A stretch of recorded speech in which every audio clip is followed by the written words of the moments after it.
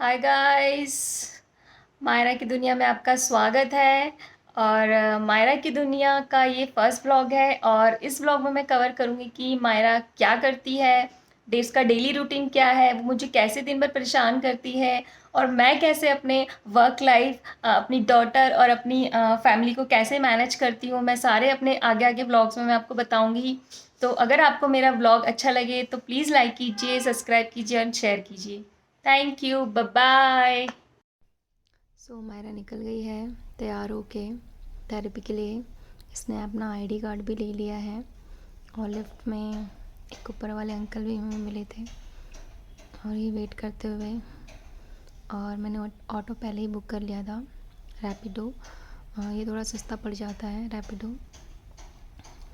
Auto में बैठ के हम निकल गए मायरा की थेरेपी के लिए, क्योंकि स्कूल का तो अभी छुट्टियाँ हैं, तो अभी तो इसकी सिर्फ थेरेपी है वन आवर की। तो उसके लिए हमें मॉर्निंग में 9 o'clock जाना पड़ता है।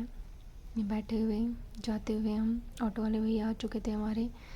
और ये मैं आपका सीन बता रही हूँ इसकी थेरेपी की। और ऐसी बिल्डिंग्स हैं। ये पहुँच गए हम कांचू की therapy, rainbow child development centre. और अंदर जाते हुए इसको मैंने बनाना दे दिया था, बीच में ये रो रही थी। इसको कुछ ना कुछ चाहिए होता है खाने के लिए। बनाना इसका फेवरेट फ्रूट है, तो मैंने इसको बना दे देती हूँ। जब भी गुस्सा हो जाती है या रोने लगती है तो ये चुप हो जाती है। अपने शूज़ रखेगी अपने आप शू रैक में, क्योंकि मैं हर काम इससे करवाना चाहती हूँ कि हर काम खुद से ही करें, तो जल्दी से जल्दी इसका अंडरस्टैंडिंग और डेवलपमेंट हो। और नीचे स्टेयर्स में भी खुद ही आती है, किसी की हेल्प नहीं लेती है।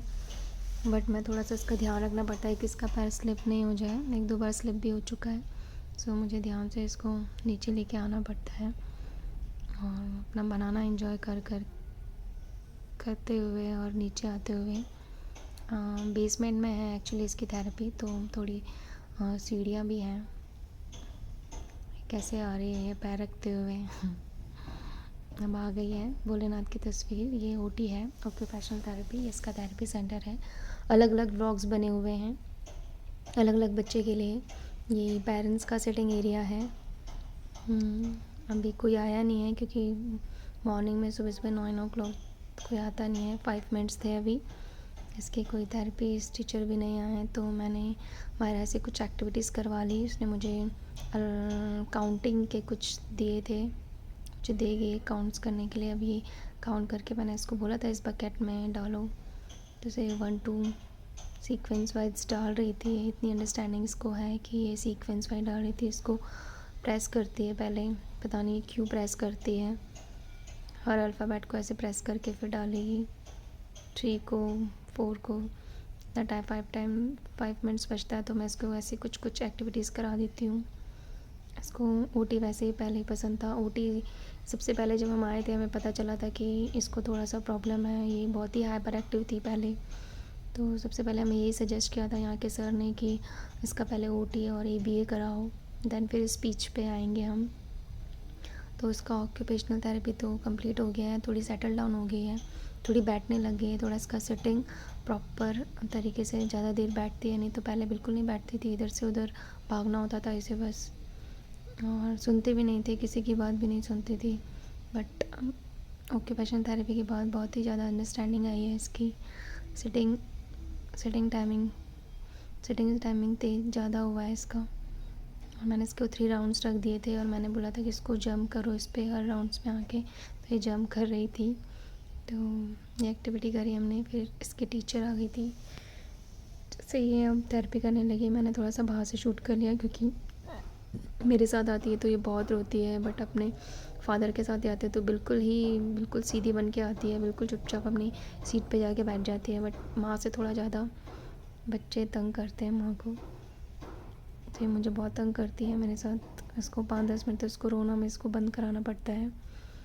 फिर ये अपनी सीट पे बैठती है। इसको करा रही है। इसका भी सेशन मैं रिकॉर्ड करूँगी, बाकी हो गया था इसका सेशन कंप्लीट। हमने वहाँ पे शूज़ पहने। ऑटो तो मैंने पहले ही बुक कर लिया था रैपिडो सो जाने के लिए। तो बस इसको शूज़ पहना के मैंने इसको बनाना दे दिया था हाथ में कि ये थोड़ा चुप रहेगी। दौड़ेगी नहीं इधर उधर। बस यहाँ पे वेट करते हुए ऑटो वाले भैया का हम वेट कर रहे थे। कांशु जंप कर रही थी, देख रही थी, इसको थोड़ा रोड से बचाना होता है। ऑटो वाले भैया पहुँच गए थे तो हम बैठ गए। फिर अब नाना देख रही थी, बिल्कुल सिट बैठती नहीं है। मैं इसको कितना बोलती हूँ कि ये बैठ जाए तो बिल्कुल भी नहीं बैठती है ये। चलते हुए फिर हम बस ऑटो भैया ने स्टार्ट कर दिया था। यहाँ से अराउंड 10 मिनट्स तो लग ही जाते हैं, हमें 10 to 15 मिनट्स लग जाते हैं अपने घर की तरफ जाते। मैंने इसको मखाने भी देती हूँ, कुछ ना कुछ चाहिए होता है बच्चों को, कुछ ना कुछ खाने के लिए। इसको वैसे भी भूख लग जाती है थेरेपी के आने के बाद, तो मैंने मखाने इसको फ्राई किए थे। मखाने की रेसिपी मैं आपसे शेयर करूँगी, मैं कैसे अपने बच्चों को मखाने देती हूँ। बाकी बाहर का नज़ारा ये मैंने थोड़ा रिकॉर्ड किया था कि बिल्डिंग्स वगैरह हैं। तो आप मुझे बताइए कि मैं कौन सी सिटी में रहती हूँ। कमेंट बॉक्स में लिख के बताइए मुझे कि कौन सी सिटी है, अगर आप रिलेट कर पाएँ तो। एंजॉय करते हुए बस हम पहुँच गए थे। ये हमारी बिल्डिंग है, बिल्डिंग का एरिया, और नीचे गार्डन एरिया है। मैं कराऊँगी इसका भी एक सेशन लूँगी, इसका भी एक ब्लॉग करूँगी अपनी बिल्डिंग्स का। मुझे इसका एरिया बहुत पसंद है। इसके रूम्स भी बहुत बहुत बड़े बड़े हैं, और इसकी पार्किंग भी बहुत स्पेशियस है। तो जाते हुए ये बहुत रन करती है, रुकती नहीं है, बिल्कुल सीधे नहीं चलती है, बिल्कुल ही इधर उधर रन करके बहुत चलेगी। जाते हुए यहाँ का एरिया, पार्किंग एरिया बहुत अच्छा है। जाते हुए मैं इसको बोल रही थी कि रन रन करो, जल्दी जल्दी आओ मेरे साथ। आते हुए लेफ़्ट की ओर ये अब आई है, जल्दी से जल्दी जल्दी जल्दी जल्दी करके आते हुए